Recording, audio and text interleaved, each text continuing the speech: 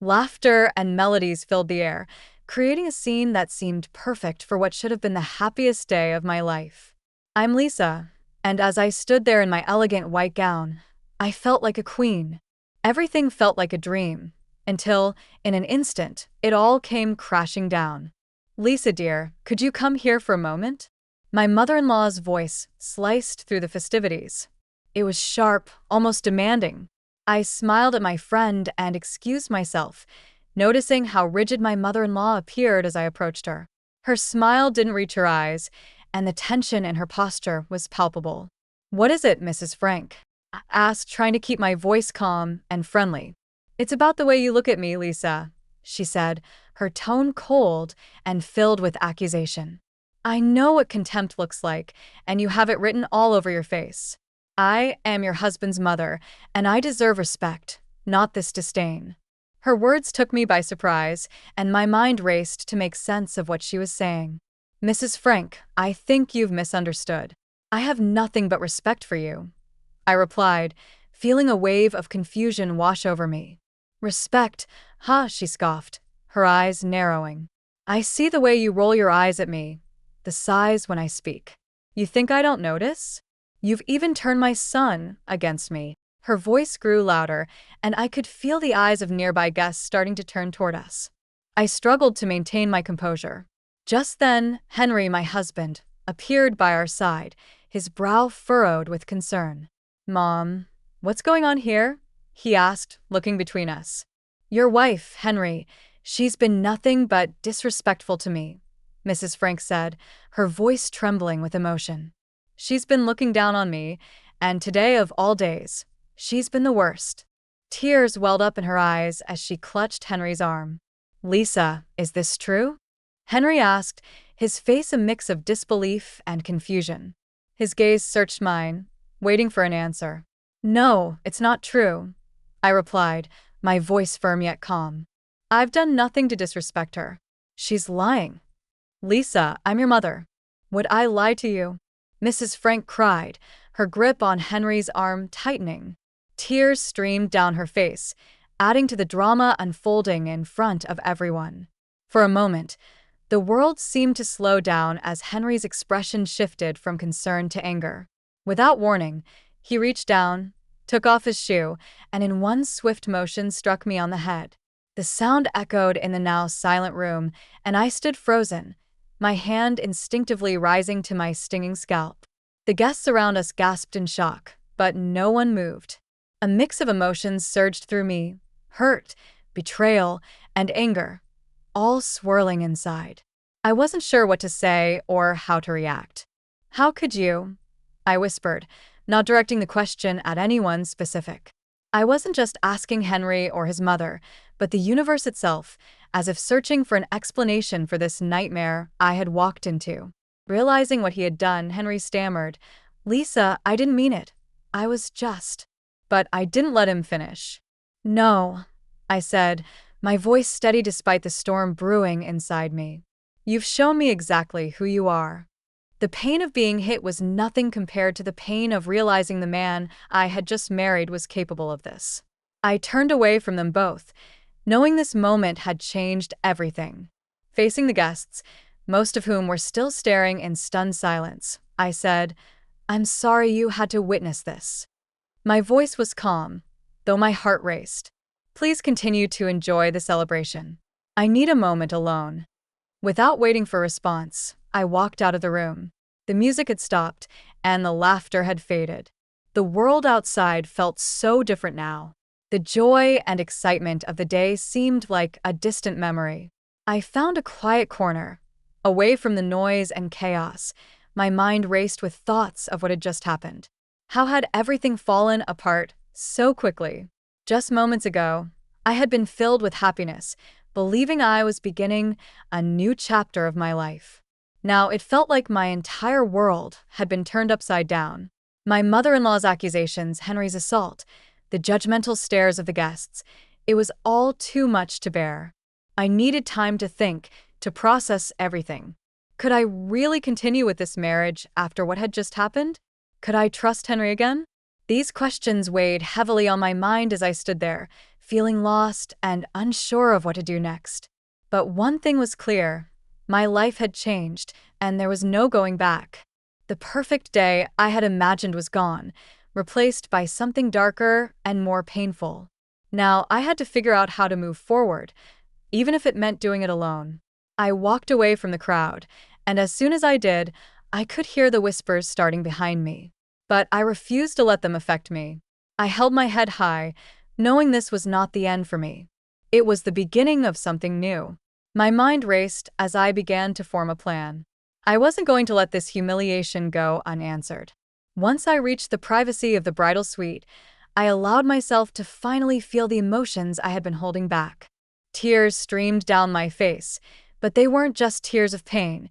They were also tears of determination. This moment wouldn't break me. I would not be a victim. I would rise above this and become a victor. My resolve was stronger than ever. After everything that had happened, I knew I had to take action. I couldn't let them get away with this. The first step in my plan was to gather proof, undeniable evidence of how Henry and his mother had treated me. I decided to hire a private investigator to help me. Mr. Justin was known for being discreet and effective, just the person I needed for this delicate situation. "Mr. Justin, I need your help," I said when I called him. "My husband Henry and his mother haven't exactly been kind to me. I need evidence of their behavior." "What kind of evidence are we looking for?" Mr. Justin asked, his voice calm and professional. "Anything that shows a pattern," I explained. "Emotional, financial, or even legal abuse. Anything that can prove what they've been doing." "Understood," he replied. "I'll start with surveillance and a background check. I'll dig into their pasts and finances. You'll get what you need." With Mr. Justin on my side, I felt like I was finally taking control. I began recording every interaction I had with Henry and his mother, every phone call, every conversation. I needed all the evidence I could gather. I wasn't leaving anything to chance. In the midst of all this chaos, my best friend Maria became my biggest source of comfort and support. She had been there for me through everything. "Maria, I don't know how I would get through this without you," I confessed one day when things felt especially overwhelming. "You don't have to go through this alone," she reassured me. "I'm here for you always." "So, what's the plan?" she asked. "I'm collecting evidence," I said, explaining my strategy to her. "Mr. Justin is helping too. I want to expose Henry and his mother for who they really are." Maria looked at me with concern. "Be careful, Lisa," she warned. "They're not going to see this coming, and when they do, they'll be furious." "I know," I nodded. "But I can't let them get away with this." Over the next few weeks, the evidence I collected began to build up. It was clear from the phone calls that Henry's tone was often aggressive and demeaning.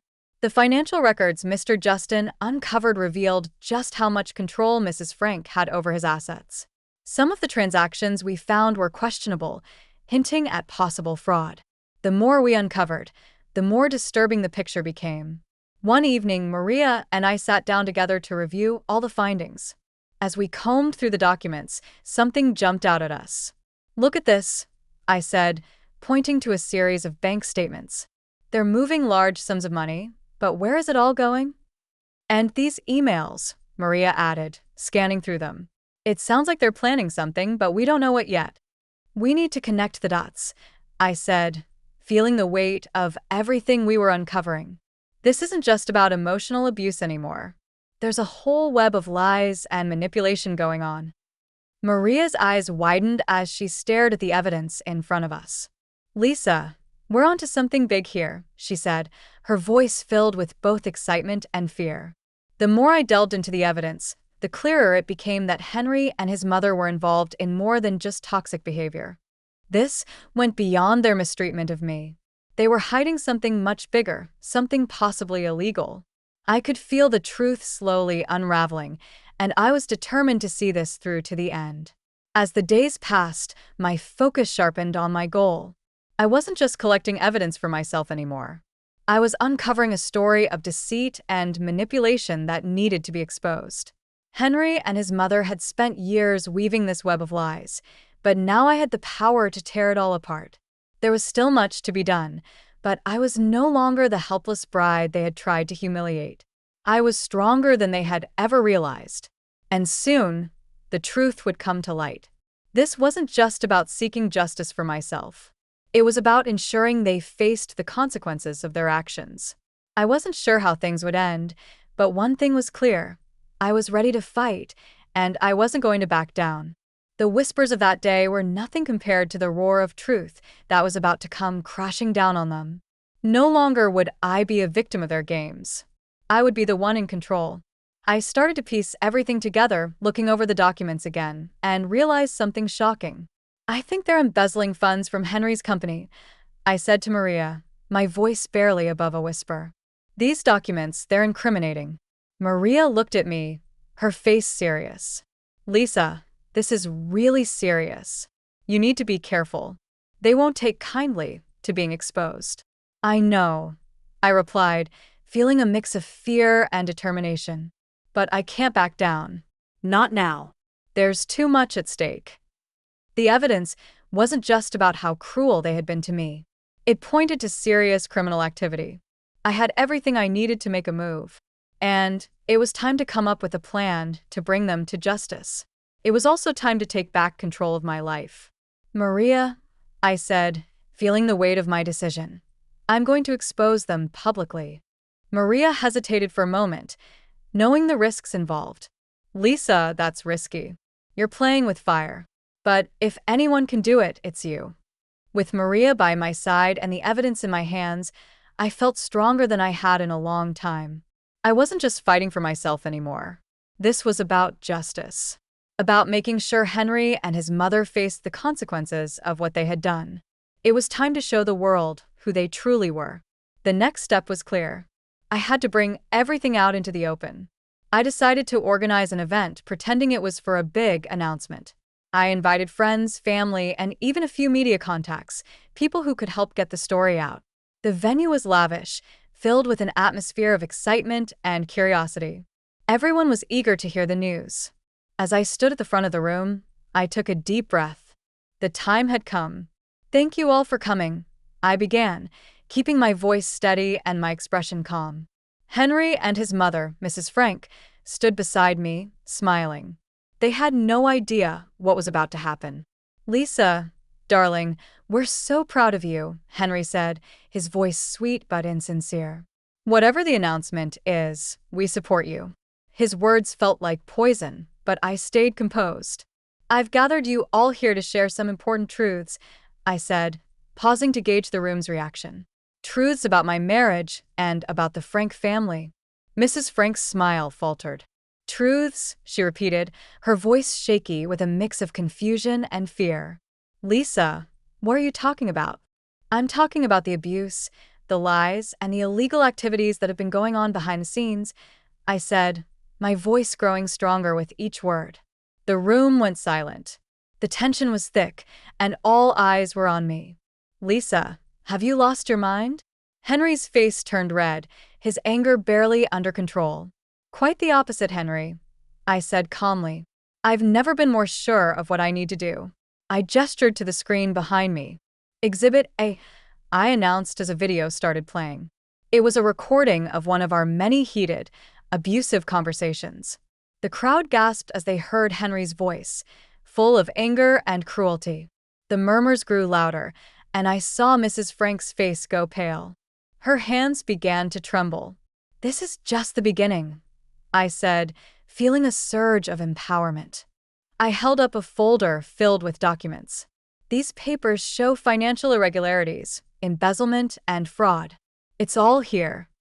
"You can't do this, Lisa," Henry shouted, his voice a mix of pleading and threat. "You're ruining everything." I looked him straight in the eye. "I'm not ruining anything, Henry. I'm exposing the truth, a truth that everyone deserves to see." The media personnel I had invited began clicking their cameras, capturing every moment of this dramatic revelation. There was no turning back now. This was it. "Please." Mrs. Frank's voice was barely a whisper, her confidence shattered. "Let's talk about this privately. There's no need for this public display." I shook my head. "No, Mrs. Frank. No more private discussions. The time for hiding is over. As I continued to show more evidence, the reactions in the room varied. Some guests looked shocked. Others shook their heads in disbelief. Whispers and murmurs filled the crowd, but no one could deny what they were seeing. Henry and Mrs. Frank stood frozen, the masks of respectability slipping away to reveal the truth beneath. "This is my story," I said, addressing the room. "A story of surviving abuse and standing up against injustice. I refuse to be a victim any longer." The event ended in a flurry of activity. Reporters swarmed around me, asking questions, while many guests approached to offer words of support and admiration. I had done it. I had exposed the truth, standing strong and maintaining my composure through it all. It was a moment of triumph, a moment where I finally reclaimed my power and my voice. But this wasn't the end. The courtroom was the next step, the place where everything would come to a final conclusion. As I sat in that stark, imposing room, a mix of nervousness and determination washed over me. My lawyer sat beside me, ready to fight for justice. This was the final act of my journey, and I was ready to see it through to the very end. I couldn't help but notice how uneasy Henry and Mrs. Frank looked across the courtroom. Their once confident faces were now filled with anxiety. As the trial began, my lawyer stood with calm authority. "Your Honor, we are here to present the case against Henry and Mrs. Frank," he said, his voice steady and strong. "This isn't just about a divorce. It's about years of emotional and financial abuse that Lisa has endured." Henry leaned toward me from across the room, his voice low and bitter. "Lisa, you can't win this. You're going too far." I met his gaze, my voice calm but unwavering. "This isn't about winning, Henry. It's about justice. About showing everyone who you really are." The trial moved forward. My lawyer presented the evidence with precision: recordings of Henry's verbal cruelty, financial documents that exposed manipulation, and testimony after testimony that painted a clear picture of the life I had survived. Each piece of evidence was undeniable. "Your Honor, as you can see, the evidence is overwhelming," my lawyer continued. "We are not only seeking divorce, but also legal action for the wrongs committed against my client." Mrs. Frank, clearly rattled, tried to defend herself. "Your Honor, this is all just a misunderstanding. Lisa is exaggerating," she stammered, her voice barely audible, even to herself. I looked her straight in the eye, my words firm. "Exaggerating? The evidence speaks for itself. You can't hide from the truth anymore." The judge listened carefully, reviewing all the documents, videos, and testimonies. After what felt like an eternity, she gave her ruling. "In light of the overwhelming evidence, I grant the divorce and order legal action against both Henry and Mrs. Frank for their conduct." The sound of the gavel echoed through the courtroom. A wave of relief and vindication washed over me. It was over. I had stood up to them, fought for justice, and emerged victorious. The long, painful chapter of my life was finally closed. With the legal battles behind me, I knew it was time to begin again.